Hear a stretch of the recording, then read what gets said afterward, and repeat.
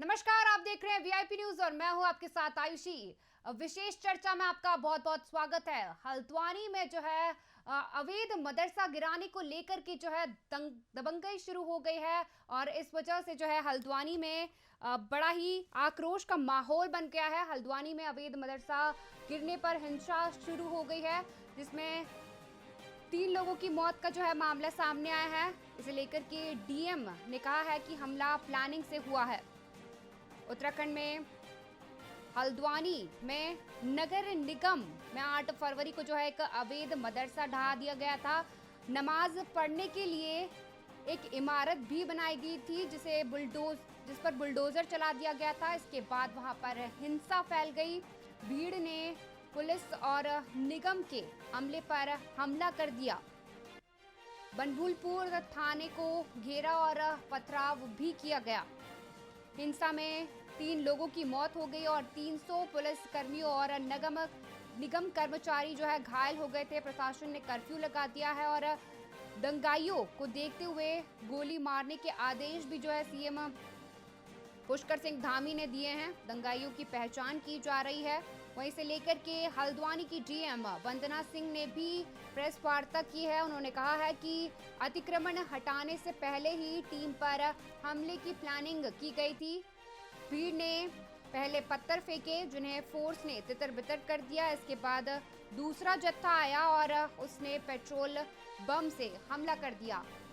वहीं इस पर हम आपको सीएम धामी और तमाम नेताओं की बाइट भी सुनवा देते हैं। आइए सुनते हैं उन्होंने क्या कुछ कहा है। बनभूलपुरा क्षेत्र में न्यायालय के आदेशों के क्रम में प्रशासन की टीम अवैध अतिक्रमण को हटाने गई थी।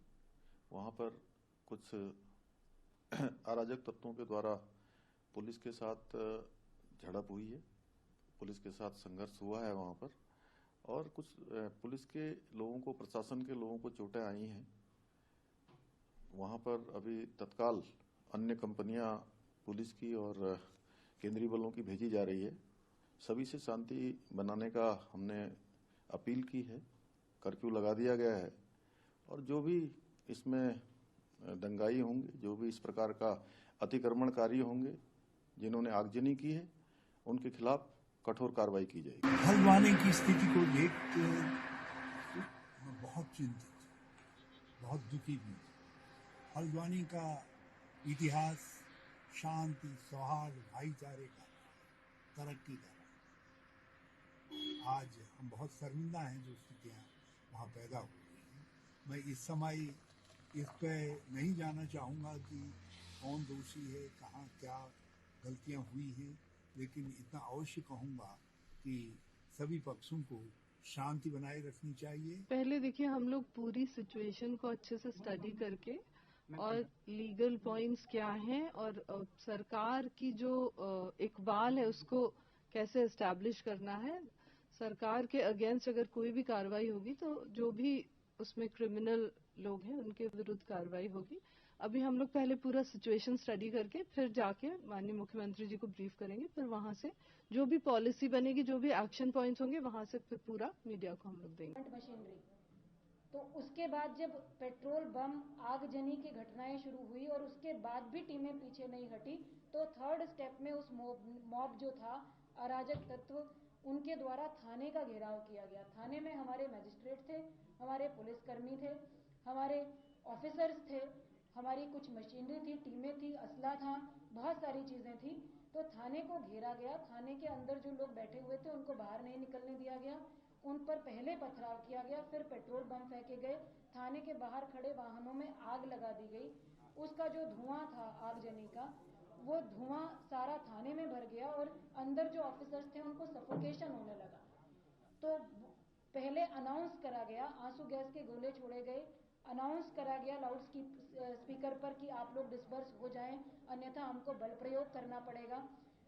उसके बाद पानी की बौछार भी अग्निशमन के माध्यम से करी गई ताकि उस आग को बुझाया जा सके और जो लोग अंदर फंसे हुए हैं उनको सफोकेशन से बचाया जा सके, ये भी किया गया।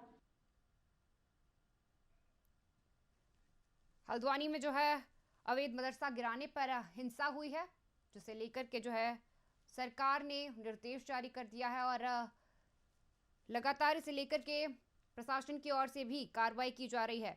उत्तराखंड के हल्द्वानी में जो है अवैध मदरसा को ढहा दिया गया था, जिसके बाद से प्रदर्शन लगातार जारी है। वहीं इस पर अधिक जानकारी के लिए हमारे साथ हमारे ब्यूरो हेड जो है जुड़ चुके हैं, विक्रम श्रीवास्तव जी। हम उनसे भी जानकारी लेंगे। हल्द्वानी में जो है सर अवैध मदरसे को ढहा दिया गया, जिसके बाद जो है प्रदर्शन शुरू हो गया है, क्या कुछ पूरा मामला है? देखिए, जिस तरह से बनभूलपुरा में जो घटना हुई है, वाकई में ये घटना एक शर्मसार है। इसके साथ ही देखिए, जिस तरह से जो प्रशासन बयान देकर के अपना जो पलड़ा झाड़ रहा है, ये बिल्कुल उनका फेलियर नजर आ रहा है। लोकल जो उनका LIU जो होती है, उसका फेलियर बहुत बड़े पैमाने पर दिखाई दे रहा है, क्योंकि देखिए जो घटना वहां पर हुई है उसकी आशंका बहुत पहले से थी। जाहिर सी बात है, पुलिस को, प्रशासन को पहले से इन सारी चीजों को देखना चाहिए था कि वहां पर जाएंगे किस तरह की स्थिति हो सकती है। ड्रोन से वहां पर निगरानी करनी थी, इतने भारी संख्या में वहां पर लोग कैसे जुट गए वो देखने की आवश्यकता है। और जिस तरह से जैसा कहा जा रहा है कि अराजक तत्वों द्वारा घुस करके लोगों को भड़काया गया और आगजनी की गई, पेट्रोल बम किया गया। देखिए, जिस तरह ये कुमाऊं में ये दूसरी ऐसी घटना है। इससे पहले ये घटना वहां पर पहले भी हो चुकी है, थाने में आगजनी वहां पर हुई थी। और जिस तरह से ये जो घटना हुई है, देखिए मदरसा और जो मस्जिद गिराने का मामला है, कोर्ट के आदेश के बाद वहां पर जो है पुलिस व प्रशासन की टीम गई, वहां पर वो अतिक्रमण हटा रहे थे। लेकिन जैसी आशंका पहले से प्रशासन के पास थी, पुलिस के पास थी, जो इनपुट थे उस पर गहराई से काम नहीं किया गया। लोकल जो इंटेलिजेंस है वो पूरी तरह से फेलियर दिखाई दी। और देखिए, जिस तरह से वहां पर जो घटना हुई है, लोगों की मृत्यु हुई है, पुलिस प्रशासन के लोग घायल हुए हैं, आम नागरिक घायल हुए हैं। अभी पूरी तरह से जो पिक्चर है वो क्लियर नहीं हो पाई है कि कितने लोगों की मृत्यु हुई है, कितने लोग गंभीर रूप से घायल हैं। हालांकि देखिए, जिस तरह से मुख्यमंत्री ने स्वयं इस पूरी घटना को लिया, मुख्य सचिव और DGP वहां पर पहुंचे हैं, जैसा बयान अभी मुख्य सचिव दे रही थी, और जिस तरह से DM अपना जो वक्तव्य है वो मीडिया के माध्यम से रख रहे थे। लेकिन देखिए, ये घटना जो वहां पर हुई है, इसकी आशंका पहले से थी और पूरी तरह से इसमें फेलियर दिखाई दे रहा है।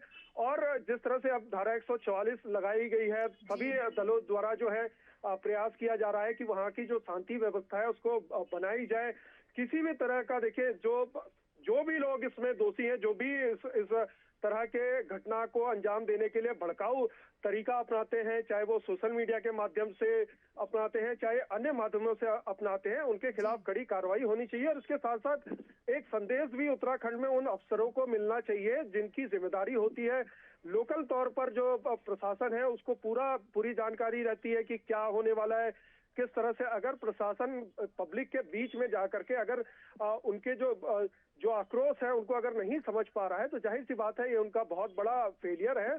और इस घटना की देखिए, क्योंकि मृत्यु वहां पर बहुत सारे लोगों की हुई है, और जो घटना हुई है उससे पूरे प्रदेश का नहीं बल्कि एक मैसेज के तौर पर कई WhatsApp ग्रुप पे जो है मैसेज वायरल हो रहा है, किस तरह मस्जिद और मदरसों को टारगेट किया जा रहा है। तो कहीं ना कहीं देखिए, इस तरह के मैसेज से VIP न्यूज ये अपील करता है कि इस तरह के मैसेज पर ध्यान ना दें कोर्ट के आदेश के बाद। क्योंकि देखिए, अवैध रूप से आप अगर कहीं पर भी अपना घर भी बनाते हैं और वहां पर प्रशासन अगर कार्रवाई करता है, तो वो अवैध तो अवैध ही रहेगा, उसको किसी भी तरीके से जायज नहीं ठहराया जा सकता है, चाहे वो मंदिर हो, मस्जिद हो, किसी का घर हो, किसी की दुकान हो। और इसके लिए सबसे बड़ी देखिए जिम्मेदारी मैं समझता हूँ कि प्रशासन की है। प्रशासन को समय समय पर इस तरह के अभियान चलाए जाने चाहिए कि अवैध निर्माण कहाँ पर हो रहा है। क्योंकि देखिए, लोगों को छत देने की बात खुद प्रधानमंत्री करते हैं, और फिर उसके बाद लोग जब सरकारी जमीनों पे अपनी बस्तियां बसा लेते हैं, वहां पर उनका रहन सहन हो जाता है, एक आदत सी हो जाती है, उस जगह से उनको एक जुड़ाव हो जाता है। और 20-30 साल बाद जब उनको हटाया जाता है, तो जाहिर सी बात है एक परेशानी जरूर होती है। और अगर पहले से ही इस तरह के अतिक्रमण को अगर रोकने के लिए जो प्रभावी कदम है वो उठाया जाएगा, तो इस तरह की समस्या जाहिर सी बात है आगे नहीं आएगी। लोगों को वहां पर इस तरह से भड़काया गया कि अभी मंदिर, ये मस्जिद है, अभी मदरसे हैं, उसके बाद आपके घरों को तोड़ने का प्लान है। तो कहीं ना कहीं देखिए, इस तरह के जो मैसेज हैं उसको प्रशासन को गंभीरता से लेना होगा। और पूरी तरह से देखिए, प्रशासन को पब्लिक के बीच में जाना चाहिए, अपील करनी चाहिए, उन्हें बताना चाहिए, समझाना चाहिए कि वास्तविक स्थिति क्या है। कोर्ट के आदेश के बाद वहां पर जो प्रशासन की टीम पहुंची थी और जिस तरह के वीडियोस वहां पर दिखाई दे रहे हैं, देखिए पब्लिक से जब पब्लिक के अंदर गुस्सा होता है तो उसको समझाने के लिए उस तरह के अफसरों को भेजा जाता है जिनके अंदर पेशेंस होता है, जो पब्लिक की बात को आसानी से सुनते हैं और उनको अच्छी तरीके से ब्रीफ करते हैं, उनको समझा पाते हैं। तो मुझे लगता है कि सरकार ने इस तरह का स्टेप अब लिया होगा, नया एक्शन प्लान सरकार ने तैयार किया होगा, पब्लिक के बीच में उन अफसरों को भेजेंगे, उन लोगों को भेजेंगे, उनको बताएंगे कि देखिए ये जो आप लोग कर रहे हैं ये गलत है। इस तरह की गतिविधियों से पूरे राज्य में, पूरे देश में, पूरे जनपद में इस तरह माहौल खराब होता है और उस माहौल को कैसे संभालना है। जाहिर सी बात है मुख्य सचिव अनुभवी हैं, डीजीपी हैं, वो भी अनुभवी हैं, कई जिले वो चला चुके हैं, कप्तान भी रहे हैं, उन्हें अच्छे बेहतर से तरीके से पता है कि किस तरह से उनको जो है इस पूरे मसले से कैसे निपटना है। और राधा रतूड़ी जो कि मुख्य सचिव है, उनको अच्छी तरह से जानकारी है कि वो किस तरह से वहां पर जाकर के लोगों के बीच में किस तरह से अधिकारियों के साथ संवाद करे, किस तरह से पब्लिक के साथ करे, किस तरह से लोकल जो लीडर्स हैं, जो उस मोहल्ले के लीडर्स हैं, उनके साथ कैसे संवाद कायम किया जाए। और सबसे पहले मुझे लगता है कि जो व्हाट्सएप यूनिवर्सिटी पर जो फर्जी जो फेक न्यूज बना करके वायरल की जा रही है, उसको रोकने की भी आवश्यकता है। जी, वहीं लगातार जो है इस मामले में विपक्ष भी जो है भाजपा सरकार पर, प्रदेश सरकार पर जो है निशाना साध रहा है और कहीं ना कहीं लेकिन देखिए एक बड़ी घटना हो गई है हल्द्वानी में, इसका हर्जाना भी जो है भाजपा को भरना पड़ेगा क्योंकि सुरक्षा के उन्हें पहले से ही पुख्ता इंतजाम करने चाहिए थे। देखिए बिल्कुल, मैंने आपको कहा कि सरकार की जिम्मेदारी होती है, कोई भी अतिक्रमण हटाने से पहले सरकार पूरा प्रयास होता है, बल अधिक मात्रा में होते हैं, क्योंकि ये देखिए जिस तरह की वहां पर घटना हुई है, पुलिसकर्मी घायल हुए हैं, इसका मतलब बल संख्या जो है वो पुलिस की वहां पर पर्याप्त नहीं थी। पहले से उनको ये जानकारी नहीं थी कि वहां पर इस तरह से लोग अचानक से इकट्ठा होंगे, कैसे उन लोगों को समझाया जाए, कैसे। देखिए कोई भी अतिक्रमण हटाने से पहले पुलिस पहले जो प्रशासन है वो वहां के लोगों को सतर्क कर देता है कि यहाँ से हटाया जाएगा आपको, और जो लोकल इंटेलिजेंस है वो वहां पर बताती है कि किस तरह से कितने लोग वहां पर इकट्ठा हो सकते हैं, कितनी संख्या वहां पर पुलिस की चाहिए, कितनी प्रशासन की चाहिए, कितने बुलडोजर चाहिए। अब तो आजकल फैसिलिटी है, ड्रोन की फैसिलिटी है, आप ड्रोन के माध्यम से पूरे एरिया का आप वो वॉच कर सकते थे। आपको अगर ऐसा अंदेशा था तो आप कल के बजाय आप आज जा सकते थे, परसों जा सकते थे। ऐसी कोई इमीडिएट तो कोई एक्शन लेने की वहां पर जरूरत थी नहीं, आप कर सकते थे उसको, दोबारा जा करके आप उसको करते, पर्याप्त बल संख्या लेकर के जाते, लोगों को समझा करके जाते। और जिस तरह की घटना हुई है, देखिए वीआईपी न्यूज खुद अपने दर्शकों से ये अपील करता है कि इस तरह की अगर कोई भी आपके पास कोई भी वीडियो आता है, उसकी पहले आप सत्यता कर ले और उसके बाद फॉरवर्ड करें, क्योंकि देखिए आप अगर कोई फर्जी वीडियो आप फॉरवर्ड करते हैं और आप पकड़े जाते हैं तो जाहिर सी बात है कि आपके खिलाफ एक्शन जो है वो सरकार ले सकती है।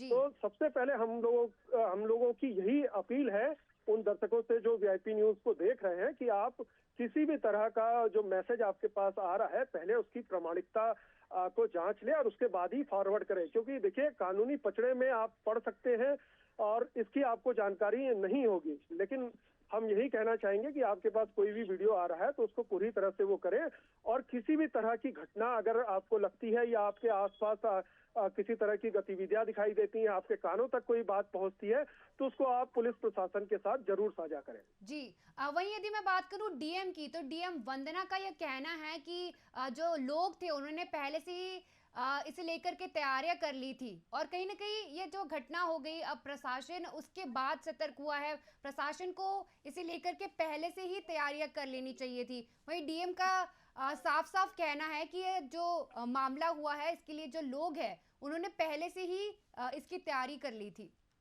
देखिए डीएम वंदना को मैं अच्छी तरह से जानता हूं और जिस तरह का वो वक्तव्य दे रही हैं वो उनका फेलियर नजर आ रहा है। और जितने भी देखिए बड़े जिले होते हैं जहाँ पे सेंसिटिव माहौल रहता है, वहाँ पे उस तरह के अफसरों को तैनात किया जाता है जो उस जगह से भलीभूत वाकिफ रहते हैं और वो किस तरह से उन चीजों को हैंडल करना चाहिए वो बात अच्छी तरह से जानते हैं।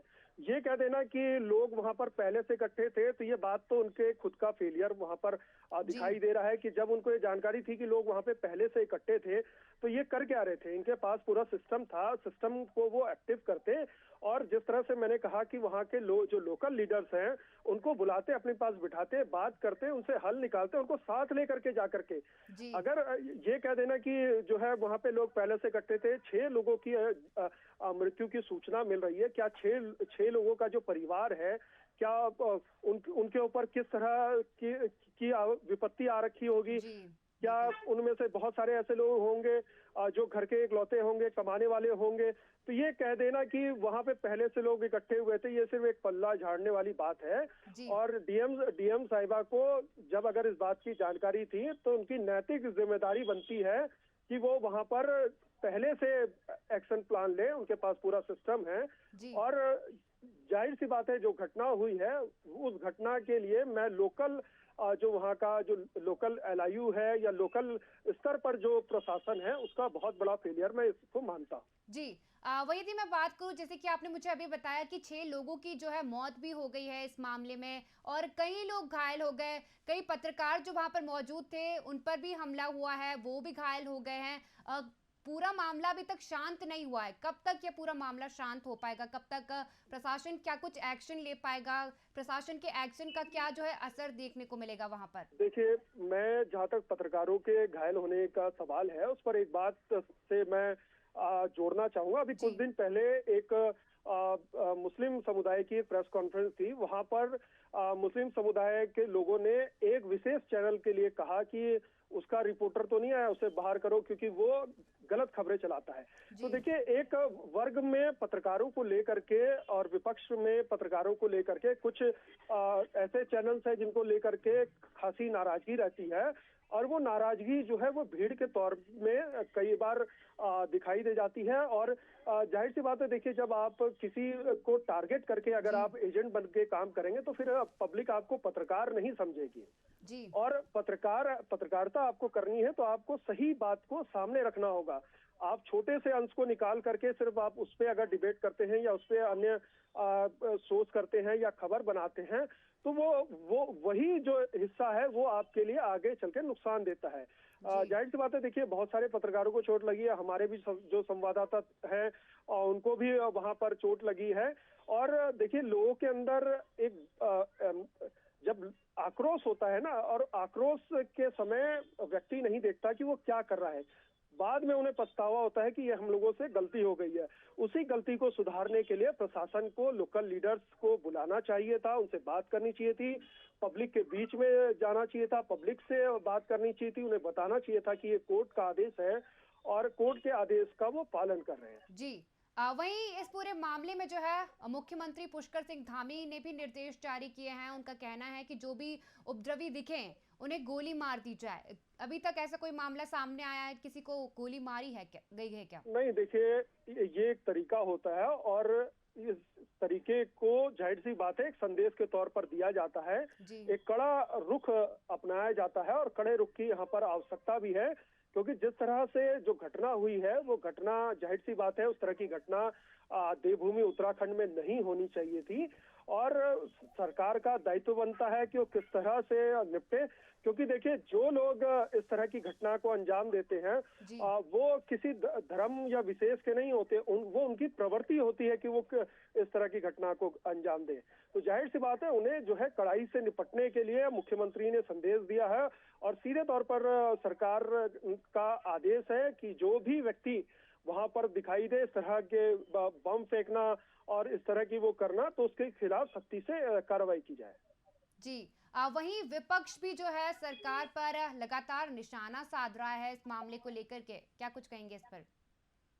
देखिए, जाहिर सी बात है विपक्ष अपनी राजनीति कर रहा है और विपक्ष को मौका मिला है सरकार के ऊपर जो है सवाल उठाने का, और सवाल बनता भी है। जैसा मैंने कहा कि सवाल बनता है भी है, डीएम साहब की जिम्मेदारी होती है कि वो किस तरह से इस पूरे मैटर को उन्होंने देखा है। सरकार को उनसे भी रिपोर्ट लेनी चाहिए, उनकी भी जो भूमिका है उसकी भी जांच करनी चाहिए क्योंकि जैसा वो कह रही है कि वहां पर लोग पहले से इकट्ठे थे, तो आपके पास सारा सिस्टम है, ड्रोन से आप चालान कर सकते हो वाहन का, क्या ड्रोन से आप वहां की निगरानी नहीं कर सकते? तो तमाम ऐसे सवाल हैं जिनको लेकर के लगातार मीडिया में किए जा रहे हैं, और इस तरह के सवाल अफसरों से होना भी चाहिए, क्योंकि उनको एक जिम्मेदारी दी गई है, एक जनपद दिया गया है कि आप जनपद के एसएसपी बने, आप जनपद के डीएम बने, और जनपद को शांतिपूर्ण तरीके से आप करें। लॉ एंड ऑर्डर को कैसे मेंटेन करना है, उसकी जिम्मेदारी पुलिस की होती है, प्रशासन की होती है, और सरकार की जो छवि है वो इन्हीं लोगों के माध्यम से बनती और बिगड़ती है।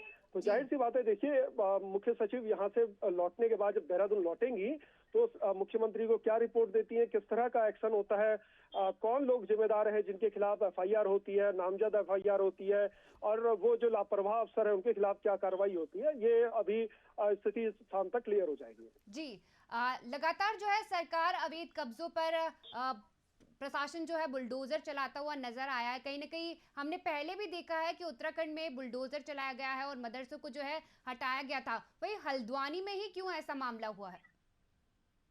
देखिए, मैंने आपको जैसा बताया कि हल्द्वानी में जिस जगह की बनभूलपुरा जो जगह है, वहाँ वो रेलवे की जमीन है, और वहाँ पर बहुत सारे मकान वहाँ पर बने हुए हैं। तो मदरसे और उसको हटाने को लेकर के मैसेज लोगों के बीच में शायद ये दिया गया होगा कि अभी जो मदरसे है, जो मस्जिद है, इसको हटाया जा रहा है, उसके बाद आपके घरों पर बुलडोजर चलेगा। तो जाहिर सी बात है, देखिए जैसा मैंने जिक्र आपको किया था कि जो लोग वहां पर रह रहे हैं, लंबे समय से रह रहे हैं, जब उन लोगों ने वहां पर शुरुआत में जब कदम रखा था, उस समय अगर प्रशासन अलर्ट होता, उनको वहां से हटाता, तो इस तरह की स्थिति वहां पर नहीं बनती जैसी स्थिति आपको अभी देखने को मिली है। तो ये एक मैसेज के तौर पर वहां पे कन्वे किया गया होगा, जिसको रोकने की प्रशासन की जिम्मेदारी थी, प्रशासन को मिलना चाहिए था, प्रशासन को बात करनी चाहिए थी। जी विक्रम जी, तमाम जानकारी के लिए बहुत बहुत धन्यवाद। उत्तराखंड के हल्द्वानी में जो है लगातार देखने को मिल रहा है, आप टीवी स्क्रीन पर भी देख सकते हैं कि अवैध मदरसों को हटाने के बाद दबंगों ने जो है जमकर हमला कर दिया है। पुलिस प्रशासन पर भी उन्होंने हमला किया, जिसमें कई पुलिसकर्मी घायल हो गए। उत्तराखंड में हल्द्वानी में नगर निगम ने जो है अवैध मदरसा ढहा दिया था। नमाज पढ़ने के लिए बनाई गई इमारत को भी बुलडोजर से हटा दिया गया था। इसे लेकर के वहां पर हिंसा फैल गई, भीड़ ने पुलिस पर हमला कर दिया, जिसके बाद जो है लोगों ने पथराव किया है। हिंसा में 6 लोगों की मौत हो गई है और करीब जो है 300 पुलिसकर्मी घायल हो गए हैं। प्रशासन ने कर्फ्यू मामले को लेकर के लगा दिया है और दंगाइयों को देखते हुए सीएम धामी ने गोली मारने की भी आदेश जारी कर दिए हैं। उन्होंने कहा है कि दंगाइयों की पहचान की जाए और मौके पर ही उन्हें गोली मार दी जाए। वहीं हल्द्वानी की डीएम वंदना सिंह ने भी प्रेस वार्ता करते हुए कहा है कि अतिक्रमण हटाने से पहले ही टीम पर हमले की प्लानिंग कर दी गई थी। भीड़ ने पहले पत्थर फेंके, जिन्हें फोर्स ने तितर-बितर कर दिया। इसके बाद दूसरा जत्था आया और उसने पेट्रोल बम से हमला किया। इसमें कई लोग घायल हो गए हैं, कई पुलिसकर्मी जो है घायल हो गए। महिला पुलिसकर्मी के मुताबिक मैं आपको बता दूं कि कई महिला पुलिसकर्मी भी इस दौरान वहां पर मौजूद थी जो घायल हो गई हैं। वहीं उनका ऐसा कहना है, महिला पुलिसकर्मियों का कहना है कि हम बहुत बचकर आए हैं। बचने के लिए हम 15-20 लोग एक घर में घुस गए थे। लोगों ने जो है पथराव किया, बोतलें फेंकी, आग लगाने की कोशिश की। हल्द्वानी में अवैध मदरसा गिराने को लेकर के हिंसा शुरू हो गई, जिसमें करीब 6 लोगों की मौत हो चुकी है। वहीं इसे लेकर के डीएम ने कहा है कि हमला प्लानिंग से हुआ था। छतों पर पत्थर जो है पहले से ही जमा कर दिए गए थे।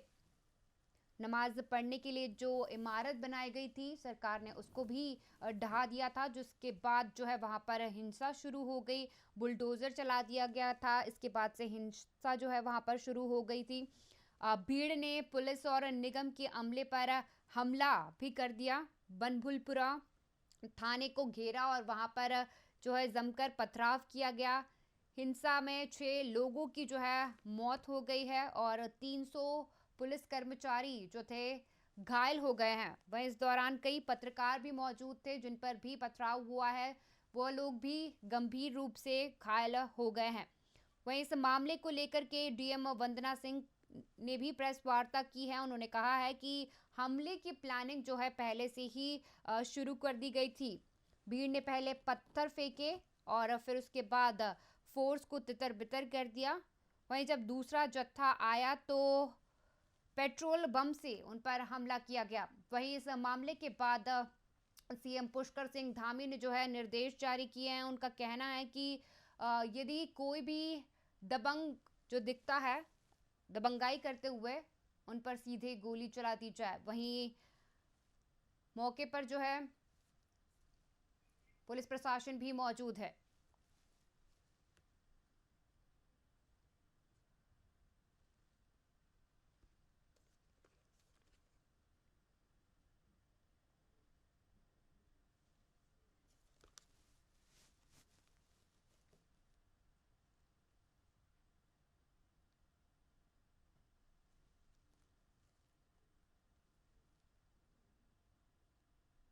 बनभुजपुर क्षेत्र में मस्जिद और मदरसों को लेकर के जमकर विवाद हो रहा है। लोकसभा चुनाव नजदीक है, जिसे लेकर के सभी पार्टियों की ओर से तैयारियां की जा रही हैं। वहीं यदि मैं भाजपा की बात करूं तो हरियाणा में भाजपा जो है विकसित भारत को लेकर के एक बार फिर से अभियान शुरू करने वाली है। विकसित भारत रैली से चुनाव प्रचार का आगाज होने वाला है। 16 फरवरी को पीएम हरियाणा पर आएंगे। 16 फरवरी को पीएम के हरियाणा दौरे को लेकर के तैयारियां शुरू हो गई है। वहीं इस दौरे को लेकर के 11 फरवरी जो है सीएम भी रेवाड़ी पहुंचेंगे हैं। रेवाड़ी में एम्स का शिलान्यास करने के लिए प्रधानमंत्री नरेंद्र मोदी आने वाले हैं। विकसित भारत रैली को भी इस दौरान वह संबोधित करेंगे। तमाम प्रशासनिक अधिकारी जो है तैयारियों में जुट चुके हैं। पीएम के दौरे से पहले जो है सीएम मनोहर लाल रेवाड़ी का दौरा करेंगे। विकसित भारत रैली से चुनाव प्रचार का आगाज होने वाला है। हरियाणा की यदि मैं बात करूं तो 16 फरवरी को प्रधानमंत्री नरेंद्र मोदी हरियाणा के रेवाड़ी आने वाले हैं। 11 फरवरी को इसे लेकर के सीएम जो है मनोहर लाल खट्टर रेवाड़ी पहुंचेंगे और पूरा जायजा लेंगे। रेवाड़ी में एम्स का शिलान्यास करने के लिए प्रधानमंत्री नरेंद्र मोदी आने वाले हैं। विकसित भारत रैली को भी इस दौरान प्रधानमंत्री संबोधित करेंगे। तमाम प्रशासनिक अधिकारी इस लेकर के तैयारियों में जुट गए हैं। वहीं विकसित भारत रैली से चुनाव प्रचार का आगाज होने वाला है। हरियाणा में जो है लोकसभा चुनाव को लेकर के तैयारियां की जा रही है। आगामी चुनाव को लेकर के सभी पार्टियां जो है सतर्क हो गई है और सभी अपनी अपनी तैयारियों में जुट चुकी है। वहीं यदि मैं बात करूं भाजपा की तो भाजपा जो है विकसित भारत रैली का आगाज करने वाली है। वहीं इस पर अधिक जानकारी के लिए हमारे साथ दुर्गेश जी जुड़ चुके हैं। हम उनसे जानकारी लेंगे इसे लेकर के। लोकसभा चुनाव को ज्यादा समय नहीं रह गया है, नजदीक है लोकसभा चुनाव। वही यदि मैं बात करूं भाजपा की तो भाजपा जो है विकसित भारत रैली निकालने जाने वाली है और रेवाड़ी में जो है प्रधानमंत्री नरेंद्र मोदी आने वाले हैं। इसे लेकर के तैयारियां भी जो है प्रशासन की ओर से की जा रही है। इस पर क्या कुछ कहेंगे सर? देखिए, जो हरियाणा दक्षिणी हरियाणा से एक बार फिर से नरेंद्र मोदी जी अपने 2024 के चुनाव प्रचार किया। 10 साल पहले जब नरेंद्र मोदी जी को 2014 में प्रधानमंत्री कैंडिडेट घोषित किया गया था जी, तब भी उन्होंने रेवाड़ी से ही अपने चुनाव प्रचार की शुरुआत की थी। मैं आपको बता दूं कि हरियाणा के रेवाड़ी में all India institute of medical science AIIMS बनने जा रहा है और इसके लिए जो अपने मुख्यमंत्री हरियाणा थे उन्होंने प्रधानमंत्री जी से समय मांगा। तो 16 फरवरी का समय मिला है उद्घाटन के लिए। इस दिन विकसित भारत यात्रा की जो संकल्प यात्रा है उसकी भी एक रैली होगी जिसमें लोगों को भारतीय जनता पार्टी की सरकार ने 10 साल में जो उपलब्धियां हासिल की हैं उसके बारे में लोगों को बताया जाएगा जी। और सबसे बड़ी बात है कि हरियाणा के रेवाड़ी में जो है वो एम्स का उद्घाटन करने आ रहे हैं नरेंद्र मोदी और जिसकी तैयारियां बड़े पैमाने पर सरकार और प्रशासन द्वारा शुरू कर दी है। मैं आपको बता दूं कि कल मनोहर लाल खट्टर जी मुख्यमंत्री हरियाणा ने अपने मंत्रियों को अपनी वीडियो कॉन्फ्रेंसिंग के माध्यम से ये जानकारी दी कि 16 फरवरी को प्रधानमंत्री नरेंद्र मोदी जी रेवाड़ी आ रहे हैं। उन्होंने एम्स के उद्घाटन का जो निमंत्रण था उसे स्वीकार कर लिया है। इसके अलावा जो यमुनानगर में Deenbandhu Chhoturam thermal power plant है जी की भी उत्पादन क्षमता में बढ़ोतरी होगी। वो 800 मेगावाट से 1400 मेगावाट उसे किया जा रहा है, जिसका उद्घाटन भी प्रधानमंत्री नरेंद्र मोदी जो हैं वीडियो कॉन्फ्रेंसिंग के माध्यम से रेवाड़ी से करेंगे। जी जी, लोकसभा चुनाव जो है बड़ा ही महत्वपूर्ण होने वाला है इस बार का। वहीं यदि मैं बात करूं मनोहर सरकार की, तो उन्होंने भी कई काम किए हैं और विकसित भारत संकल्प यात्रा जो है हरियाणा में निकाली गई थी, जगह जगह गांव-गांव पहुंची है और लोगों को जो है योजनाओं का लाभ सरकार ने पहुंचाया है। देखिए, बिल्कुल जो हरियाणा सरकार है वो इस बार कोई कमी नहीं छोड़ना चाहती जी। वो चाहती है कि जो भी कार्य उन्होंने किए हैं वो गांव गांव तक पहुंचे। और भारतीय जनता पार्टी का भी एक प्लान है कि जो सरकार की पॉलिसी है, पार्टी के कार्यकर्ता है, उसके गांव गांव स्तर पर लोगों को घर घर तक पहुंचाए। जी। जो विकसित भारत यात्रा की आप बात कर रहे हैं, संकल्प यात्रा की आप बात कर रहे हैं, तो उसके माध्यम से जगह जगह वीडियो वैन के माध्यम से लोगों को सरकार की उपलब्धियों के बारे में जानकारी दी गई। किसानों को क्या फायदा दिया जा रहा है, जो कार्ड बनाए जा रहे हैं, स्पेशल कार्ड हरियाणा निवासियों के लिए, उससे हरियाणा के निवासियों को क्या फायदा होगा। खेलों में भारतीय जनता पार्टी की जो सरकार है हरियाणा में, लोगों के लिए क्या क्या किया है उसके बारे में लोगों को जानकारी दी रही है। कितनी उपलब्धियां सरकार अब तक हासिल कर चुकी है उसके बारे में भी जनता को अवगत कराया जा रहा है। जी, वही यदि मैं बात करूं विपक्ष की, तो जो है विपक्ष लगातार सरकार पर निशाना साधते हुए नजर आ रहा है। पूर्व मुख्यमंत्री ने भी जो है निशाना साधा है। उन्होंने कहा है कि युवाओं को जो है नौकरी नहीं मिली है हरियाणा में, वह बेरोजगार है। तो इस पर आप क्या कुछ कहेंगे कि विपक्ष जो है लगातार सरकार पर निशाना साध रहा है? बिल्कुल, विपक्ष पूरी तरह हमलावर है, क्योंकि विपक्ष को भी मालूम है कि इस बार का जो चुनाव है 2024 का लोकसभा चुनाव है, उसके 4-5 महीने बाद हरियाणा का चुनाव भी ड्यू है। तो वो कोई कसर नहीं छोड़ना चाहते। वो उन्होंने निशाने पर रखा हुआ है। सरकार कोई भी गलती करती है वो वो पूरी तरह उसको भुनाते हैं। और जो बेरोजगारी को लेकर विपक्ष का कहना है कि सरकार हर साल 2 करोड़ रोजगार देने की बात करती थी, उसको अभी तक सरकार पूरा नहीं कर पाई। हरियाणा के युवा को हरियाणा से बाहर जाकर काम करना पड़ रहा है। जो हरियाणा की विकसित हरियाणा की बात कर रहे हैं, अगर युवाओं को बाहर जाकर दिल्ली या मुंबई जाकर काम करना पड़ता है, तो कहीं ना कहीं इसमें एक बहुत बड़ा सवाल है। सरकार को युवाओं के लिए सोचना पड़ेगा और जो सरकार ने अपने वायदे किए थे उन वायदों को पूरा करना पड़ेगा। जी, लगातार जो है विपक्ष तो निशाना साध ही रहा है, क्योंकि लोकसभा चुनाव है, बड़ा ही महत्वपूर्ण होने वाला है। वहीं जैसे कि आपने मुझे भी बताया कि जो है भाजपा की ओर से लगातार लोकसभा चुनाव को लेकर के तैयारियां की जा रही है। प्रधानमंत्री भी जो है 16 फरवरी को आने वाले हैं। किन किन मुद्दों पर जो है इस दौरान चर्चा होगी? देखिए, जो 16 फरवरी को जो मुख्य कार्यक्रम है वो मुख्य कार्यक्रम है एम्स के उद्घाटन का। उसके साथ साथ जो बात करूं तो यमुनानगर में जो दीनबंधु छोटूराम थर्मल प्लांट है उसकी पावर बढ़ाने का। इसके साथ जो आप 2014 में नरेंद्र मोदी जी को लगा था कि वहां से रेवाड़ी से यात्रा शुरू की थी, और बार भी 2024 से वो दक्षिणी हरियाणा से ही अपने चुनाव अभियान की शुरुआत करना चाहते हैं। तो इसी वजह से जो सरकार की आज तक की उपलब्धियां हैं, मोदी सरकार की गारंटी के कार्यक्रम है, वो जनता तक इस रैली के माध्यम से पहुंचाने का प्रयास किया जाएगा। इसके साथ साथ जो रेवाड़ी है वो राजस्थान के जो सीमावर्ती इलाके हैं उसके साथ लगता है। तो राजस्थान के जो सीमावर्ती इलाके हैं, इस रैली का सीधा सीधा उस क्षेत्र में भी लाभ होने वाला है भारतीय जनता पार्टी को, क्योंकि नरेंद्र मोदी जो है वो स्टार प्रचारक है। उनको मालूम है कि जनता की क्या नबज है, कैसे जनता को अपने साथ लगाना है, कैसे उनको साथ लेके चलना है। तो 2014 की तरह 2024 में भी दक्षिणी हरियाणा से ही नरेंद्र मोदी अपने चुनाव प्रचार की शुरुआत करने वाले हैं और ये जो रैली है चुनाव प्रचार के रूप में ही देखी जा रही है। और ऐसा कहा जा रहा है कि नरेंद्र मोदी 2024 के इलेक्शन का जो शुरुआत है वो रेवाड़ी से ही करने वाली। जी जी। लोकसभा चुनाव को लेकर के सभी पार्टियां जो है तैयारियां कर रही है। भाजपा जो है अपनी रैली की शुरुआत करने वाली है। 16 फरवरी से प्रधानमंत्री नरेंद्र मोदी आने वाले हैं। इस दौरान जो है वह इस रैली की शुरुआत करेंगे और एम्स का जो है उद्घाटन करेंगे। वह यदि मैं विपक्ष की बात करूं तो विपक्ष किस प्रकार से जो है इस लोकसभा चुनाव की तैयारियां कर रहा है?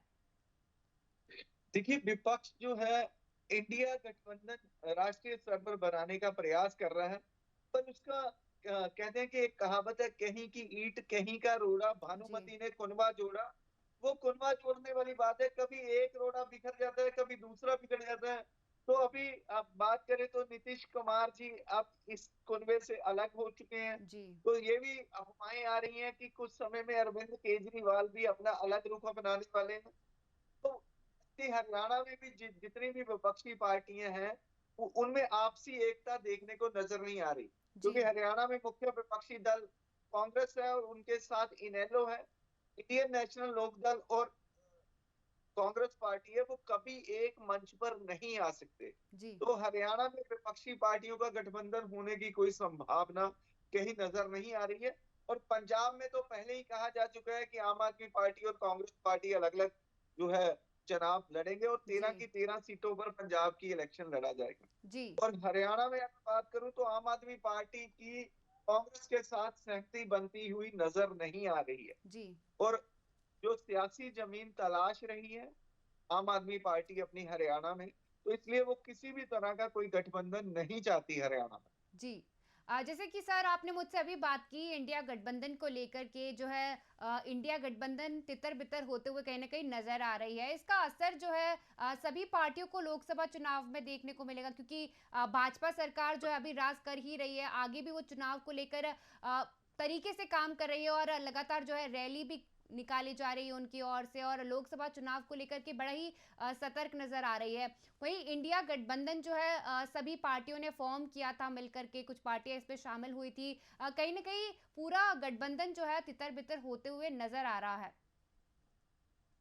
ये जो इंडिया गठबंधन है उसमें जो कांग्रेस के युवराज हैं राहुल गांधी जी, कहीं ना कहीं कांग्रेस पार्टी इंडिया गठबंधन के माध्यम से वो एक सफर तय करना चाहती थी कि किसी न किसी तरीके का राहुल गांधी जी को प्रधानमंत्री के पद तक पहुंचाया जाए। तो जो दूसरे विपक्षी घटक दल हैं वो साथ आने को तैयार नहीं है, समझने को तैयार नहीं है, क्योंकि ममता बनर्जी चाहती है कि उन्हें प्रधानमंत्री पद का उम्मीदवार बनाया जाए। अरविंद केजरीवाल जी कहते हैं वो प्रधानमंत्री पद के उम्मीदवार हो, शरद पवार जी चाहते हैं वो प्रधानमंत्री पद के उम्मीदवार हो। बात कर तेज यादव जी की, वो भी चाहते हैं कि प्रधानमंत्री वो बने। तो एक अनार 100 बीमार वाली कहानी है। और कहीं ना कहीं ये जो इंडिया गठबंधन के जो नेता हैं वो अपनी राजसी मंशा के लिए प्रधानमंत्री पद पर पहुंचने के लिए इंडिया गठबंधन को इस्तेमाल करना चाहते हैं। हालात ये है कि जब उनकी बात नहीं बनती है तो धीरे धीरे वो इस गठबंधन से अलग होते नजर आ रहे हैं। मायावती जी तो पहले ही कह चुकी है कि वो अपना इलेक्शन अकेले लड़ेंगी, वो किसी के साथ गठबंधन नहीं करेंगी। तो ऐसे में इंडिया गठबंधन की जो बात है वो बनती जो है नजर नहीं आ रही, उनकी दाल गलती नजर नहीं आ रही। दूसरी तरफ जो भारतीय जनता पार्टी का घटक दल है एनडीए है, वो दिन ब दिन मजबूत होता नजर आ रहा है। और हाल ही में चर्चा आ रही है कि श्रोमणी अकाली दल जो एनडीए से अलग हुआ था पिछले किसानी आंदोलन को लेकर, उनका आपस में एक बार फिर से समझौता हो रहा है और इकट्ठे होकर पंजाब में वो चुनाव लड़ने की तैयारियां भी कर चुके हैं। लोकसभा चुनाव जो है बड़ा ही महत्वपूर्ण होने वाला है। आपने मुझे बताया अभी सर कि जो है एनडीए जो है बड़ी मजबूती के साथ सामने आ रहा है और शिरोमणि दल जो है वो भी इसमें शामिल हो सकता है, ऐसी बात जो है चल रही है अभी भी। लगातार जो है सभी पार्टियां अपने अपने स्तर पर लोकसभा चुनाव को लेकर के कहीं ना कहीं काम कर ही रही है। वहीं यदि मैं बात करूं भाजपा की, तो भाजपा भी लगातार विकसित भारत रैली की तौर पर इस लोकसभा चुनाव में अपनी पैर जो है जमाने की कोशिश लगातार कर रही है, ताकि लोकसभा चुनाव जो है इस बार का उनके पक्ष में हो और फिर से इस बार भाजपा की सरकार बने, क्या लगता है कि इस बार का लोकसभा चुनाव किस प्रकार का होने वाला है? देखिए, कुछ दिन पहले आपने मल्लिकार्जुन खड़गे जी का बयान भी सुना होगा कि इस बार शायद भारतीय जनता पार्टी 400 के पार भी हो सकती है जी। क्योंकि भारतीय जनता पार्टी का एक तरीका है काम करने का, अगर आप उसको ढंग से समझने का प्रयास करेंगी तो ग्राउंड लेवल पर, बूथ लेवल पर वो काम करते हैं जी। वो सबसे पहले संगठन में काम करते हैं, संगठन को मजबूत करते हैं, उसके बाद वो चुनाव लड़ते हैं जी। जबकि इसके विपरीत जितनी भी पार्टियां हैं वो संगठन पे इतना काम नहीं करती हैं जितना भारतीय जनता पार्टी कर रही है। जी। भारतीय जनता पार्टी ने जितनी भी अपनी सरकार की उपलब्धियां हैं वो जनता तक पहुंचानी शुरू कर देती। अब 22 जनवरी हाल ही में राम मंदिर का जो उद्घाटन हुआ है उसका भी भारतीय जनता पार्टी को कहीं ना कहीं फायदा मिलने वाला है। जी। उसके अलावा जो भारतीय जनता पार्टी 2024 का चुनाव है वो उसके लिए अपनी अपनी छवि को बचाने के लिए भी लड़ेगी, वो उतनी अपनी पूरी ताकत इसमें झोंकने वाली है। जी। हर तरह के नेता, हर तरह का वर्कर भारतीय जनता पार्टी का फ्रंट फुट पे है। जी। आप समझेंगे कि जो भारतीय जनता पार्टी का ग्राउंड स्तर का वर्कर है वो घर से निकलकर पार्टी प्रचार में लगा हुआ है।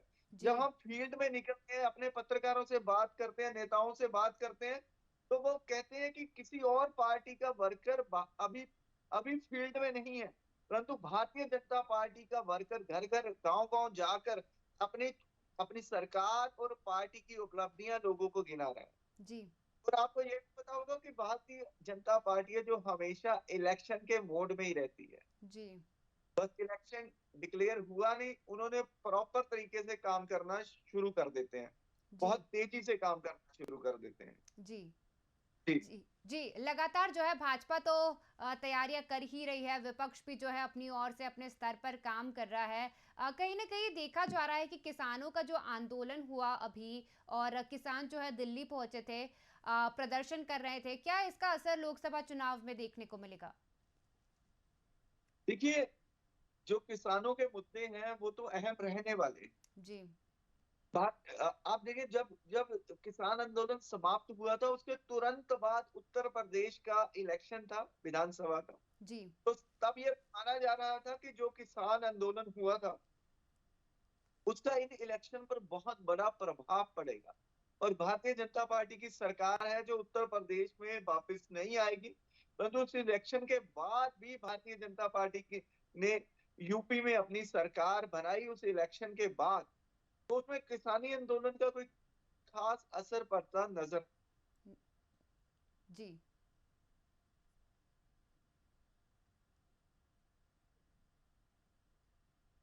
हेलो जी।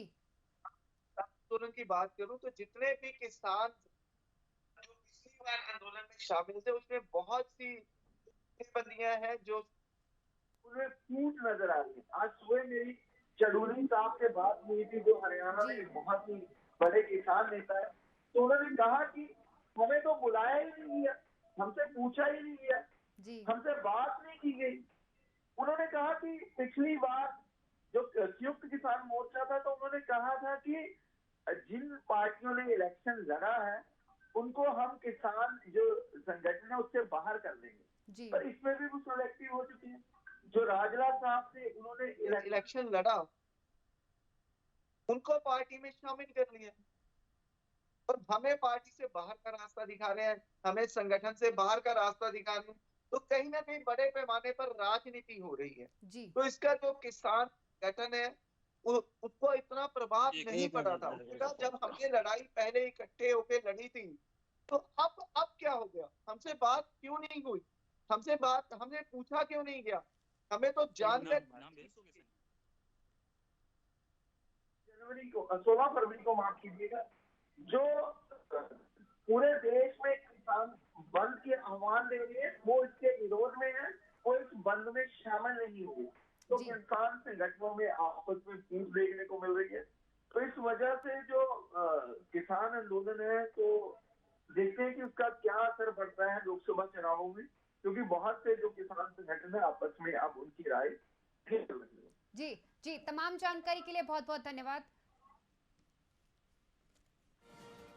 लगातार जो है लोकसभा चुनाव को लेकर के सभी पार्टियों की ओर से तैयारियां शुरू हो गई है। वहीं रेवाड़ी में 16 फरवरी को प्रधानमंत्री नरेंद्र मोदी का दौरा होने वाला है। विकसित भारत रैली से चुनाव प्रचार की शुरुआत की जाएगी। 16 फरवरी को जो है प्रधानमंत्री नरेंद्र मोदी हरियाणा के दौरे पर रहेंगे। वहीं इस दौरान वह कई मुद्दों को लेकर के चर्चा भी करेंगे और आगामी चुनाव को लेकर प्रचार प्रसार भी करेंगे। रेवाड़ी में एम्स का शिलान्यास करने के लिए प्रधानमंत्री पहुंचने वाले हैं। विकसित भारत रैली को भी संबोधित करेंगे। वहीं इस दौरान जो है तमाम अधिकारी भी मौजूद रहेंगे। पीएम के दौरे से पहले सीएम मनोहर लाल खट्टर भी रेवाड़ी इस दौरे को लेकर के जायजा करने पहुंचेंगे।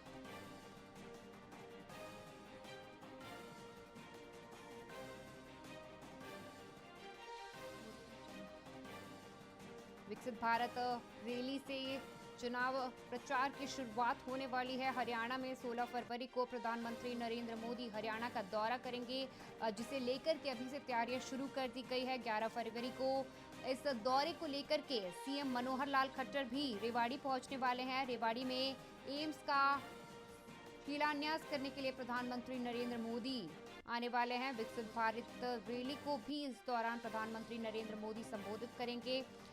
वहीं इस दौरे को लेकर के तमाम अधिकारी जो है तैयारियों में जुट चुके हैं। आगामी लोकसभा चुनाव के मद्देनजर जो है प्रधानमंत्री 16 फरवरी को रेवाड़ी आने वाले हैं। वहीं इस दौरान वह एम्स का शिलान्यास भी करेंगे।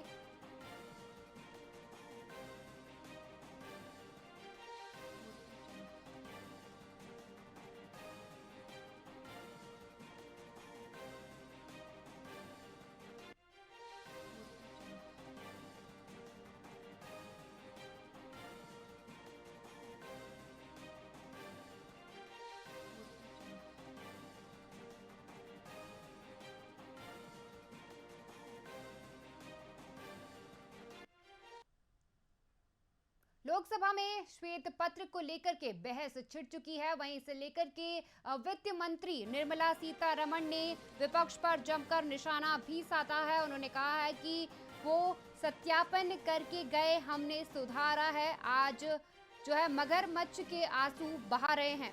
वित्त मंत्री निर्मला सीतारमण ने यूपीए और एनडीए के 10 साल का कामकाज पर श्वेत पत्र जो है जारी कर दिया है। वित्त मंत्री ने कहा कि 10 साल के कामकाज पर ये श्वेत पत्र बड़ी ही जिम्मेदारी के साथ रखा गया है। सीतारमण ने कॉमनवेल्थ गेम्स घोटाला, coal scam, NPA, coal block allocation जैसे मुद्दों के जरिए यूपीए सरकार पर जो है निशाना साधा है। सीतारमण का कहना यह है कि यूपीए की नीति कभी भी नेशन फर्स्ट नहीं रही है। इन्होंने फर्स्ट नीति रखकर अर्थव्यवस्था को जो है बदहाल कर दिया है। हमारी जिम्मेदारी सरकार ने आने वाली पीढ़ियों को बहुत खराब स्थिति से उबारा है। लोकसभा में श्वेत पत्र को लेकर के बहस छिड़ गई। वहीं इसे लेकर के वित्त मंत्री निर्मला सीतारमण ने विपक्ष पर जमकर निशाना साधा है। उनका कहना है कि वो सत्यानाश कर गए थे, हमने उसे सुधारा है। आज मगरमच्छ के आंसू बहा रहे हैं। निर्मला सीतारमण ने यूपीए और एनडीए के 10 साल का कामकाज जो है उस पर श्वेत पत्र जारी कर दिया है। वित्त मंत्री ने कहा है कि 10 साल के कामकाज पर यह श्वेत पत्र बड़ी ही जिम्मेदारी के साथ रखा गया। कॉमनवेल्थ गेम्स घोटाला, coal scheme, NPA, coal block allocation जैसे मुद्दे के जरिए जो है यूपीए सरकार पर उन्होंने निशाना साधा है। उन्होंने कहा है कि यूपीए की नीति कभी भी नेशन फर्स्ट नहीं रही है। इन्होंने फैमिली फर्स्ट नीति रखकर अर्थव्यवस्था को बिगाड़ा है। हमारी जिम्मेदारी सरकार ने आने वाली पीढ़ियों को बहुत खराब स्थिति से उबारा है।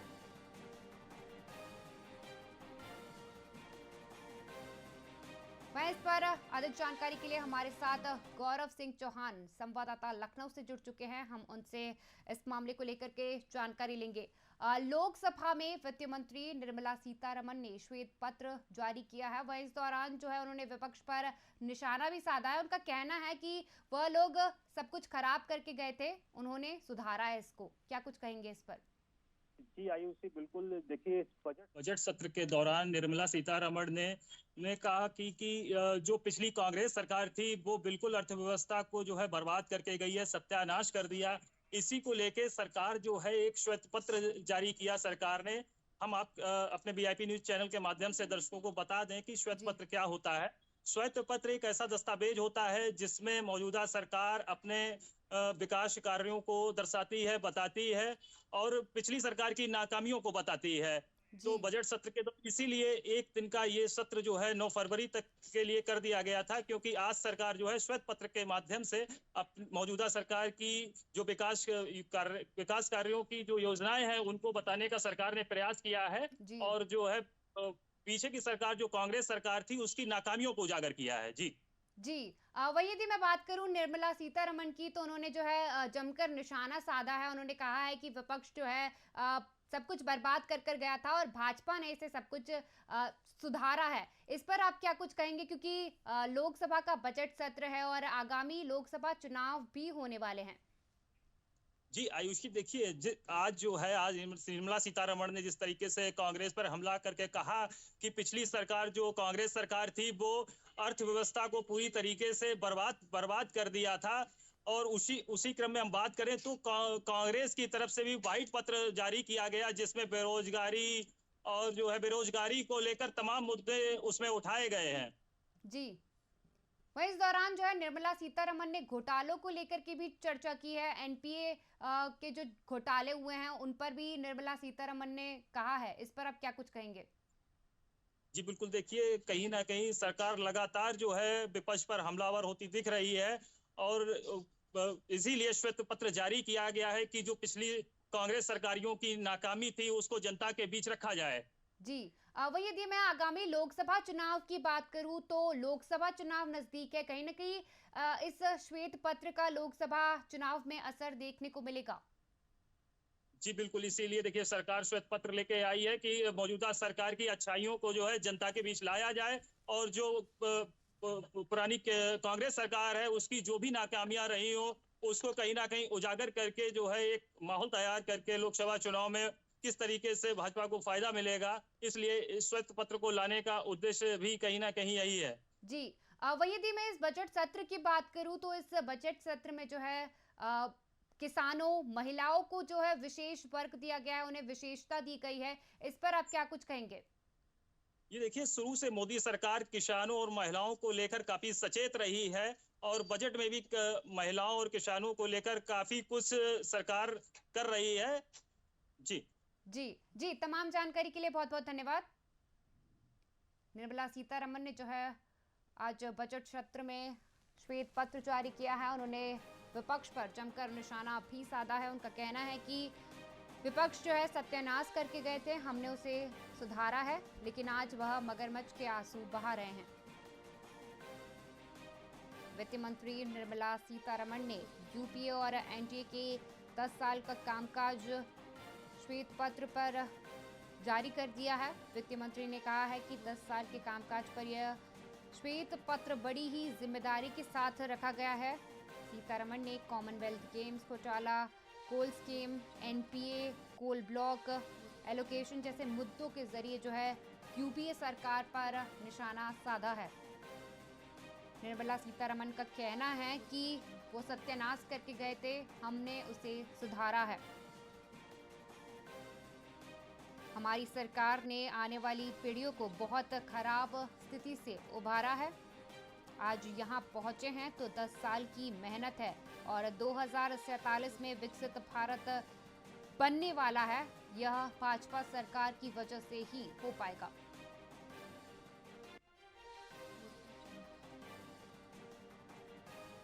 लोकसभा में श्वेत पत्र पर बहस छिड़ गई है। वित्त मंत्री निर्मला सीतारमण ने कहा, विपक्ष पर निशाना साधा। उन्होंने कहा कि वो सत्यानाश करके गए और हमने इसे सुधारा है। आज जो है मगरमच्छ के आंसू बहा रहे हैं।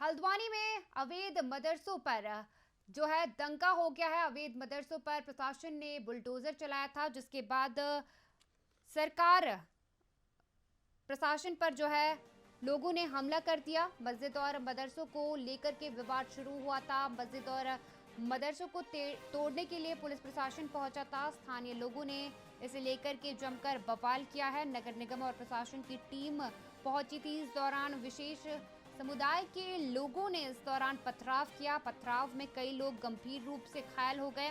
वहीं से लेकर के मुख्यमंत्री पुष्कर सिंह धामी ने निर्देश जारी किए हैं। उन्होंने कहा है कि जो भी दोषी उन्हें दिखाई देता है उस पर गोली चला दी जाए। वहीं आप टीवी स्क्रीन पर भी देख सकते हैं कि लगातार जो है इस मामले में कई पुलिसकर्मी घायल भी हुए हैं। लोगों पर पथराव किया गया है, आगजनी हुई है, जिस वजह से कई लोग जो है गंभीर रूप से घायल हो गए। पुलिस 300 पुलिस कर्मचारी है वो भी गंभीर रूप से घायल हो गए हैं। इस वजह से जो है स्थानीय लोगों को बड़ी परेशानियों का सामना करना पड़ता है। मस्जिद और मदरसे को लेकर के बनभुलपुरा क्षेत्र में जो है विवाद शुरू हो गया है। मस्जिद और मदरसों को तोड़ने के लिए पुलिस प्रशासन पहुंचा था। स्थानीय लोगों ने जो है जमकर बवाल काटा है। वहां पर नगर निगम और प्रशासन की टीम भी वहां पर मौके पर मौजूद थी। इस दौरान जो है स्थानीय लोगों ने पथराव किया, जिस वजह से कई कर्मचारी जो है गंभीर रूप से घायल हो गए। वहीं मामले की जानकारी के बाद मुख्यमंत्री पुष्कर सिंह धामी ने निर्देश जारी किए हैं। सीएम ने उच्च अधिकारियों को निर्देश दिए हैं कि बनभुलपुरा क्षेत्र में शांति और कानून व्यवस्था को सुनिश्चित करें। सीएम ने प्रभावित क्षेत्रों में कैंप लगाने के भी निर्देश जारी किए हैं। साथ ही उन्होंने अराजक तत्वों के विरुद्ध सख्त कार्रवाई करने के निर्देश जो है प्रशासन को दिए हैं। नैनीताल जिला अधिकारी वंदना सिंह और एसएसपी प्रहलाद नारायण मीणा की संयुक्त प्रेस वार्ता भी हुई है। उन्होंने कई सरकारी वाहनों पर आगजनी लोगों की ओर से की गई है। प्रशासन की कार्रवाई के दौरान एकत्रित किए गए थे पत्थर।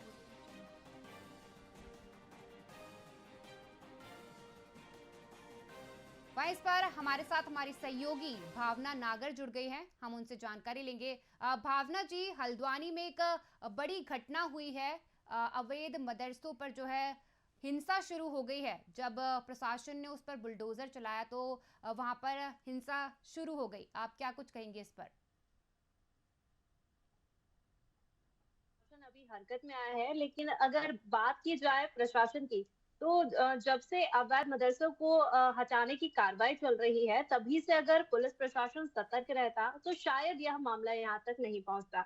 लेकिन बात करें मदरसों को हटाने को लेकर उपद्रवियों के आतंक मचाने की, तो लगातार उपद्रवियों ने वहां पर आतंक मचा हुआ है, जिसके चलते मुख्यमंत्री पुष्कर सिंह धामी ने भी आदेश जारी किए हैं, जैसा कि आपने बताया है कि उपद्रवियों को तुरंत गोली मार दी जाए। वहां पर हालात काफी बेकाबू हो गए हैं। जनता जो है लगातार इधर उधर भाग रही है, जिसको लेकर प्रशासन लगातार उनको काबू में करने की कोशिश कर रहा है। वही बात करें घायलों की तो यहाँ पर अभी तक अगर आंकड़ों की बात करें तो करीब 250 से ज्यादा लोग इसमें घायल भी बताए जा रहे हैं। पुलिस प्रशासन लगातार उनको काबू में करने की कोशिश कर रही है। वहीं इस बीच जानकारी भी मिली थी कि जो उपद्रवी है जिन्होंने यह आतंक मचाया हुआ है, जिसके चलते उन्होंने पहले से प्लानिंग कर रखी थी यह बवाल मचाने की। छतों पर जो है काफी मात्रा में पत्थरों की मौजूदगी देखी गई, जिसके चलते यह अंदाजा भी लगाया जा रहा है कि जब यह सब हो रहा था तब आखिर प्रशासन क्या कर रहा था। तो प्रशासन पर भी एक यह बड़ा सवाल उठ रहा है। जी, जी, वहीं यदि मैं बात करूं कि घायलों की, तो थोड़ी देर पहले हमने जो है विक्रम सर से बात की थी, संजय सर से भी बात की थी, उन्होंने भी हमें इस मामले को लेकर के जानकारी दी है। वहीं यदि मैं बात करूं वीआईपी न्यूज के एक पत्रकार की, तो वो भी इस हादसे में जो है गंभीर रूप से घायल हो गए हैं। और लगातार, जैसे कि विक्रम सर ने पहले भी बताया था कि सोशल मीडिया की वजह से जो है यह मामला शुरू हुआ, कहीं ना कहीं लोगों में गलत इंफॉर्मेशन पहुंची इस वजह से। तो इस पर क्या कुछ करना चाहिए प्रशासन को? देखिए, सोशल मीडिया की अगर बात करें तो सोशल मीडिया कई जगह इस्तेमाल होता है। अगर सोशल मीडिया अच्छे के लिए इस्तेमाल होता है तो वही बुरे के लिए भी होता है। जितना यह लाभदायक है उतना ही हानिकारक भी है, क्योंकि जिस तरह से यह उपद्रव बढ़ता जा रहा है, लोगों के बीच दहशत और ज्यादा फैलती जा रही है। प्रशासन जो है काबू करने में नाकामयाब साबित हो रहा है। लगातार प्रशासन जो है लोगों को रोकने की कोशिश कर रहा है, लेकिन उपद्रवी जो है वह लगातार लोगों के बीच जाकर लोगों को परेशान कर रहे हैं। या यूं कहे कि जैसे कि आपने बोला कि वीआईपी न्यूज का पत्रकार जो है वह भी इस घटना का शिकार हुआ है, जिसमें वह भी अस्पताल में भर्ती है, इलाज चल रहा है। और इसी के साथ कई पुलिसकर्मी भी हैं जो इसमें घायल हुए हैं। जी, वही यदि मैं डीएम वंदना की बात करूं, तो जो है डीएम वंदना, उनका कहना है, उन्होंने प्रेस वार्ता की, उन्होंने बताया कि ये जो मामला हुआ है इसमें लोग पहले से ही तैयार हो गए थे इस घटना को अंजाम देने के लिए। कहीं ना कहीं प्रशासन की चूक जो है नजर आ ही रही है, लेकिन प्रशासन जो है इससे पल्ला झाड़ता हुआ नजर आ रहा है।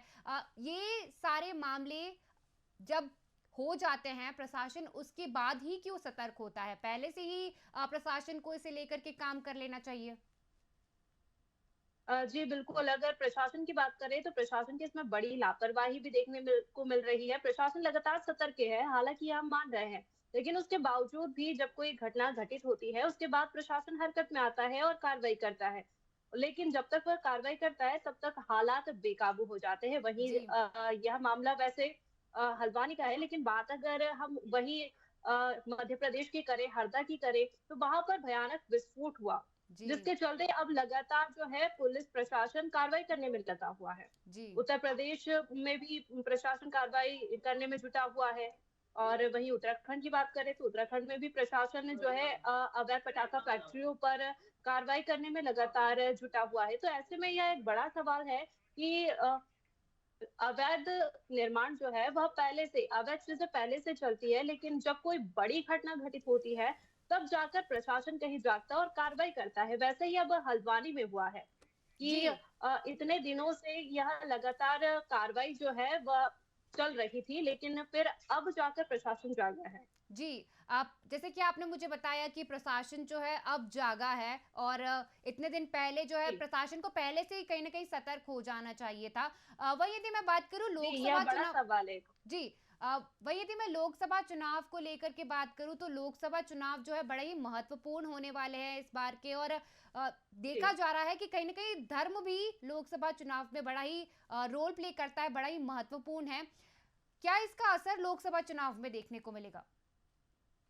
जी देखिए, बात यह है कि लोकसभा चुनाव नजदीक है, छोटे छोटे मुद्दे अभी बड़ा रूप धारण करने को तैयार है, क्योंकि वैसे तो अगर चुनाव नहीं होते तो यह मुद्दे कोई उजागर नहीं होते, लेकिन अगर लोकसभा चुनाव नजदीक है तो छोटी छोटी बातों को बड़ा करके लोकसभा चुनाव से जोड़ दिया जाता है, चुनावी रैलियों से जोड़ दिया जाता है, चुनावी मुद्दों से इन्हें जोड़ दिया जाता है, जिसके चलते यह एक बड़ा रूप धारण कर लेते हैं और चुनावी माहौल इससे गरमाने लगता है। जी, वही तो इसका असर लोकसभा चुनाव पर भी पड़ता है। जी, विपक्ष की यदि मैं बात करूं, तो विपक्ष भी लगातार इस मामले को लेकर के हमलावार है सरकार पर, प्रदेश सरकार पर इस मामले को लेकर के हमलावार है, क्योंकि सरकार को कहीं ना कहीं इस मामले में पहले से ही सतर्क रहना चाहिए था। और अवैध मदरसों को तोड़ने से पहले प्रशासन की एक जिम्मेदारी बनती है कि वहां पर जो है पुलिस की तैनाती की जाए, इस प्रकार का हमला ना हो।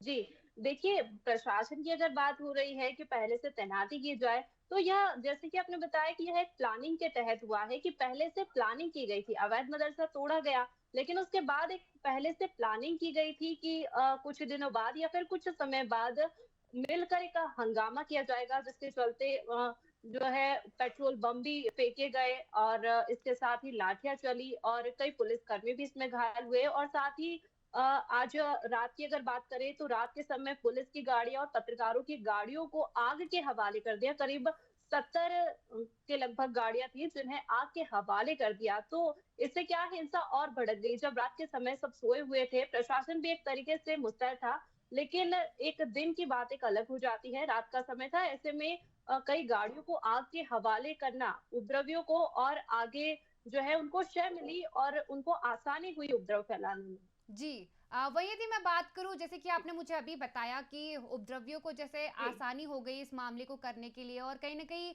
इसका असर जो है अब आम जनता को भुगतना पड़ रहा है, आम जनता इस वजह से परेशान हो रही है। जी बिल्कुल, क्योंकि इसमें अभी तक जैसे कि मैंने बताया कि अभी तक 250 से ज्यादा लोग इसमें घायल हो गए हैं। वहीं कई गाड़ियों का नुकसान हुआ है, कई लोगों का नुकसान हुआ है। आम जनता को इसका जो है हर्जाना भरना पड़ रहा है। जी, आम जन कहीं न कहीं इस वजह से परेशानियों का सामना कर रहे हैं, और कई लोगों की मौत हो गई है, 6 लोगों की मौत हुई है, जैसे कि मैं जिस हिसाब से जानकारी मिली है अभी तक की, उसमें अभी तक 6 लोगों की मौत हो चुकी है, और कई लोग जो है कई पुलिसकर्मी जो है गंभीर रूप से घायल हो गए हैं। वही हमारे वीआईपी न्यूज़ का एक पत्रकार जो है वो भी गंभीर रूप से घायल हो गया है। कहीं न कहीं आम जनता इन मुद्दों की वजह से परेशान होती हुई नजर आती है, और प्रशासन को इसे लेकर के पहले से ही सतर्क हो जाना चाहिए था, क्योंकि ऐसे मामलों में प्रशासन को ध्यान देना और प्रशासन की चूक जो है बड़ा ही महत्वपूर्ण रोल प्ले करती है, क्योंकि यदि प्रशासन सतर्क नहीं रहेगा तो लोगों को बहुत परेशानी होगी।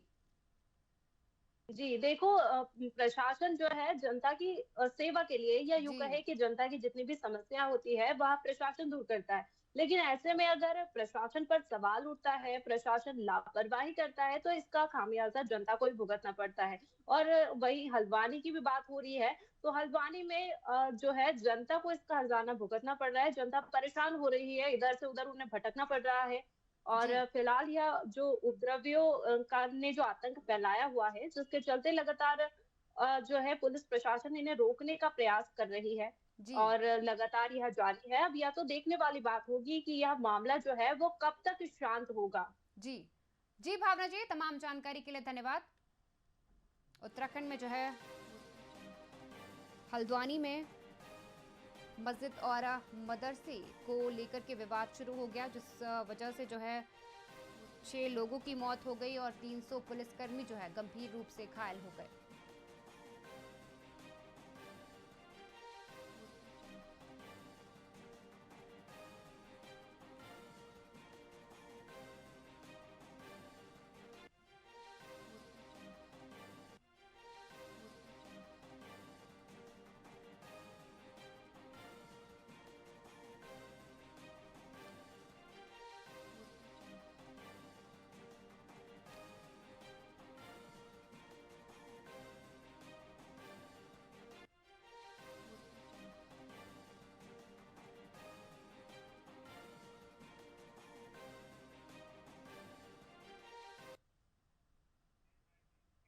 फिलहाल की विशेष चर्चा में इतना ही। बने रहिए वीआईपी न्यूज के साथ। नमस्कार।